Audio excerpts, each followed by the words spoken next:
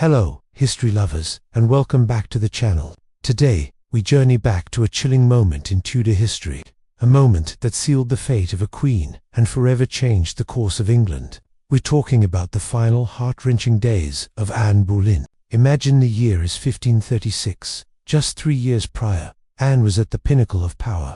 Crowned Queen of England, the much-desired wife of King Henry VIII, she was brilliant, ambitious, and divisive. A woman who had captivated a king and split a kingdom from the Catholic Church. But the winds of fortune are notoriously fickle in the Tudor court. The son and heir she had promised Henry failed to materialize.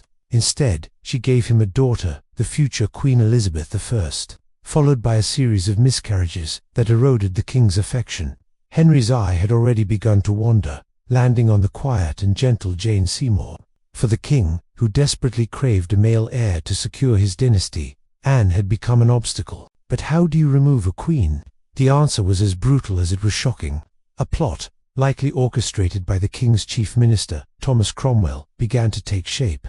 The whispers in the corridors of power grew into a roar of scandalous accusations. On the 2nd of May, 1536, the nightmare began. Queen Anne was arrested and taken to the Tower of London, entering through the very same gate she had passed through in triumph for her coronation.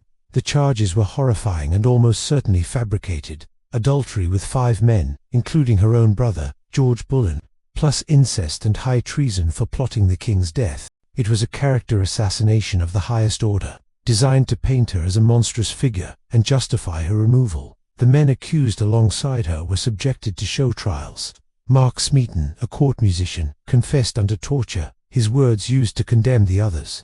The others, including her brother, vehemently denied the charges, but their fates were sealed. They were executed on May 17th, a prelude to the Queen's own demise. Confined within the cold stone walls of the tower, Anne's state of mind fluctuated. Reports from her jailer, William Kingston, described moments of hysterical laughter, mixed with periods of deep despair and devout prayer. She was terrified, yet she maintained her innocence to the very end. She wrote a final, poignant letter to Henry, pleading for her life and for mercy, proclaiming her innocence from a doleful prison. It's a letter that still echoes with her anguish and disbelief. "Let not any light fancy, or bad counsel of mine enemies, withdraw your princely favor from me," she wrote. But her plea fell on deaf ears. The king, once so besotted, was now merciless. He even offered a small cruel mercy by commuting her sentence from being burned at the stake to a more dignified beheading. He went a step further, ordering an expert swordsman from Calais, France, known for his swift and clean technique, to carry out the execution. It was a gesture he perhaps saw as chivalrous, but for Anne, it was just a confirmation that her end was certain. The morning of May 19th, 1536, arrived. A private scaffold was erected on Tower Green, a spot reserved for the executions of high-ranking prisoners. Anne was led from her quarters, dressed in a grey damask gown with a crimson kirtle. She appeared calm, composed, a queen to the last. She climbed the steps of the scaffold and faced the small crowd of assembled dignitaries. Her final speech was a masterclass in Tudor survival, even in death. She did not rail against the king or proclaim her innocence in a way that could be twisted into treason.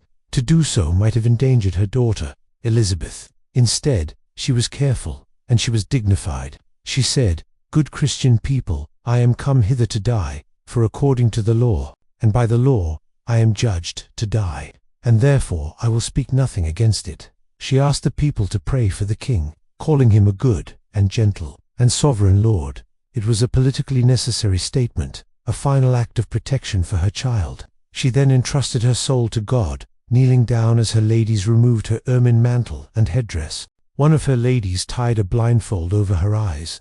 Tradition holds that the French swordsman, to distract her and ensure a single, clean strike, called out, "Boy, bring me my sword." As Anne turned her head towards the sound, he swiftly drew the sword he'd kept hidden, and, with one silent, devastating blow, ended her life. The Queen of England was gone. Within 24 hours, King Henry VIII was betrothed to Jane Seymour. Anne's memory was systematically erased. Her portraits were destroyed, her emblems removed, and her name forbidden at court. It was as if she had never existed. But history cannot be so easily erased. Anne Boleyn's story, her rise, her reign, and her tragic fall, has captivated us for centuries. She was not just a victim. She was a key player in one of England's most transformative periods.